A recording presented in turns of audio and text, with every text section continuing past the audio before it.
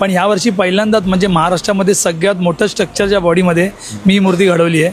तर माझा पहिलाच विचार होता यावर्षी की या 2025मध्ये खेतवाडी जी आहे आपण हा वेगळ्या पद्धतीत करूया आणि मोठं स्ट्रक्चर लावूया.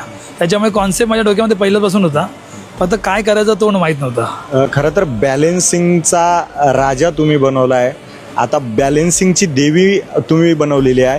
हे पूर्ण जे स्ट्रक्चर आहे एका टाचेवर तुम्ही एका पायावर एका तळपायावर मूर्ती बनवता आणि हे बॅलेन्सिंग कसं साध्य केलं? चॅलेंजिंग तर भरपूर होतं आणि बॅलेन्सिंग जे साध्य करतो की जो माझा अनुभव आहे आणि जो ज्या पद्धतीमध्ये मी एवढे वर्ष काम करत आलो आहे त्या अनुभवाच्या बेसवरती मी हे बॅलेन्सिंग करतो. आणि जे काही माझे वेल्डर मित्र आहेत त्यांच्या ह्याच्यावरती आम्ही हे बॅलेन्सिंग करतो, कारण अनुभव खूप महत्त्वाचा आहे याच्यासाठी.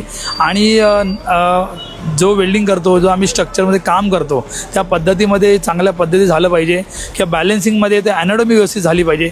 या सगळ्या गोष्टीचा स्ट्रक्चरचा विचार करून मी ते गणपती करतो आणि नवरात्रीची देवी करतो.